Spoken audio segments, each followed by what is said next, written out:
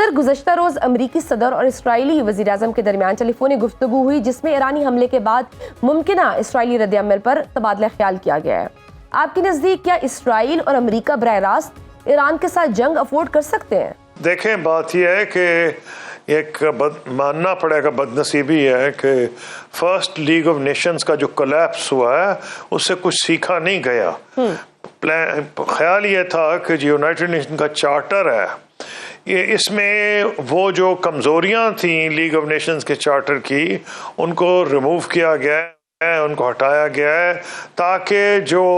ممکنات خطرے ہیں جنگ کے ان سے بچا جا سکے۔ لیکن ہم نے دیکھا یہ ہے کہ سارے سسٹم کو ہائی جیک کریا ہے 5 پاورز نے جن کے پاس ویٹو پاور ہے۔ جو ویٹو پاورز ہیں وہ کسی کام کو آگے چلنے ہی نہیں دیتی، چاہے کشمیر ہو، چاہے فلسطین ہو، کچھ بھی ہو، کیونکہ ان کے آپس کے جو مفادات ہیں وہ ٹکراتے ہیں اور وہ ایک دوسرے سے ہر وقت نبرد آزما ہے۔ تو یہ سب اس کی نظر ہو گیا۔ لیکن جو آپ بات کر رہی ہیں اس کی کہ اسرائیل کی اور ایران کے بارے میں یا امریکہ کے، جہاں تک امریکہ کا تعلق ہے بد نصیبی سے یہ جو Israel is not a foreign policy issue United States میں، وہاں یہ اندرونی معاملہ ہے، وہاں کی پولیٹیکل سیٹ اپ کا حصہ ہے۔ اور یہ ماننا پڑے گا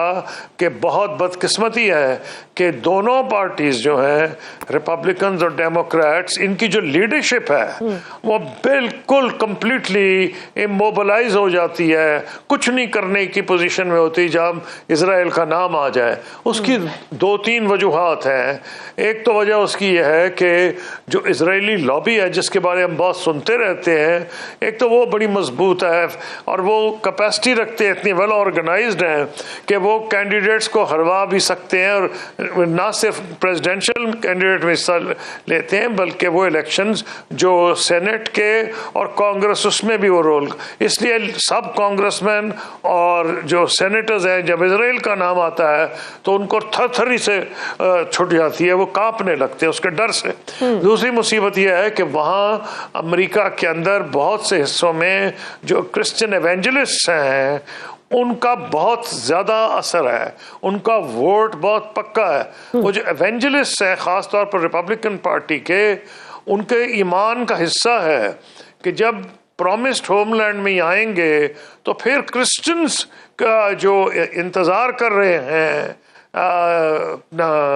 سیکنڈ کمنگ کا جو بھی ہے تو وہ اس وقت ظہور پذیر ہوگی۔ تو اس لیے جو بلیونگ کرسچن ایونجلسٹ ہیں ان سے بھی ڈرتے ہیں جو امریکہ میں ووٹرز ہیں،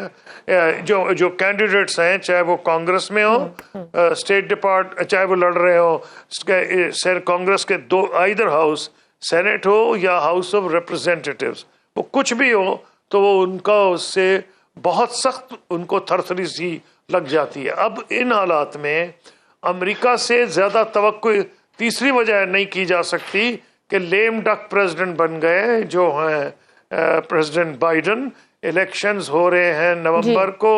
اور 20 کو نئے پریزیڈنٹ نے ٹیک اوور کرنا ہے۔ اسرائیل اس کا پورا فائدہ اٹھا رہا ہے کہ وہ چاہ رہا ہے کہ جو بھی وہ کرنا چاہتا ہے اس میں کر جائے، کیونکہ اگر کوئی اسرائیل امریکہ کی کیپیسٹی تھی بھی، کیونکہ اس کے بھی عرب الائز ہیں علاقے میں جو آئل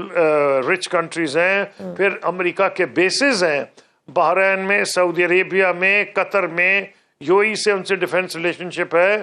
تو وہ اگر چاہتا بھی انہیں کنٹرول کرنا تو اس کی کیپیسٹی ٹو کنٹرول کم ہو گئی ہے۔ تو اب اسرائیل سے جو کل بات ہوئی ہے یہ 7 ہفتے کے بعد ہوئی ہے بائیڈن کی، تو ان حالات میں ایک تو کلیئر ہے کہ امریکہ کو میننگ فل رول تو نہیں ادا کر سکتا۔ ہاں اگر وہ یہ کہے کہ آپ نے اگر ان کے حملہ کر دیا آئل فیسلٹیز پہ تو ایران ممکنہ طور پر ہمارے الائز پہ حملہ کر سکتا ہے، اگر آپ نے نیوکلیر فیسلٹیز پہ کیا تو اس کا تباہ کن اثر ان پہ بھی ہوگا جو امریکن سولجرز اور ان کے جو بیسز اس علاقے میں ہیں۔ تو ایک حد تک تو وہ رول ادا کر سکتا ہے، لیکن امریکہ سے کوئی توقع نہیں ہونی چاہیے۔ ہاں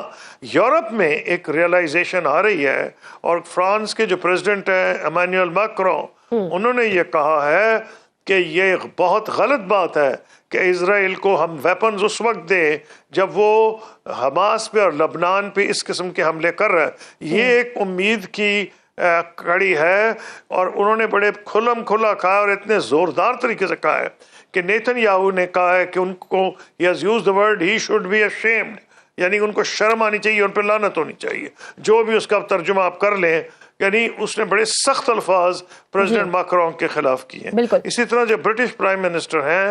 انہوں نے بھی کہا ہے کہ وہ ایک خاص نوعیت کے ہتھیار نہیں دیں گے اسرائیل کو، کیونکہ وہ انٹرنیشنل لا کی وائلیشن ہو سکتی ہے. اس کا مطلب یہ ہے کہ ایک تو یہ، اور لیکن جو امریکہ کی پوزیشن ہے وہاں نئی جنریشن تو سمجھ گئی ہے، کیمپسز میں بھی ریولٹ ہو رہے ہیں، بالکل جس طرح کے احتجاج ہوئے. نئی جنریشن تو 15-20 سال کے بعد آئے، 20 سال کے بعد وہ آئیں گے اقتدار میں. یہ جو پارٹیز ہیں ان سے کوئی خاص توقع نہیں کرنی چاہیے. تو اب یہی ہو سکتا ہے کہ انٹرنیشنل کمیونٹی میں آرگنائزیشن آف اسلامک کانفرنس جو ہے وہ ویسے تو کوئی افیکٹو ادارہ نہیں ہے، لیکن جو امریکہ کے اس علاقے میں ان کے ایلائز ہیں، ایک سٹیج آ گئی ہے میرا خیال ہے کہ اب وہ بھی گھبرانے لگیں گے. پہلے یہ سمجھا جا رہا تھا کہ ایران انٹرفیئر کرتا ہے تو شاید یہ امریکہ کے جو ایلائز ہیں وہ خوش ہو، لیکن میرا یہ خیال ہے کہ پبلک اوپینین اتنی خلاف ہو جائے گی ساری عرب دنیا میں کہ اب جس حساب کی کلنگ ہو رہی ہے، جس طرح مسمار کر دیا گیا ہے اس کو حماس کو تو نہیں، یہ جو غزہ کو، اور جس طرح لبنان پہ حملے شروع ہو گئے ہیں، اس سے پبلک اوپینین ساری عرب دنیا میں افیکٹ ہوگی، جس کا ان کے جو حکمران ہیں ان پہ بھی اثر ہوگا. تو تیسرا ایک پازیٹیو فیکٹر ہے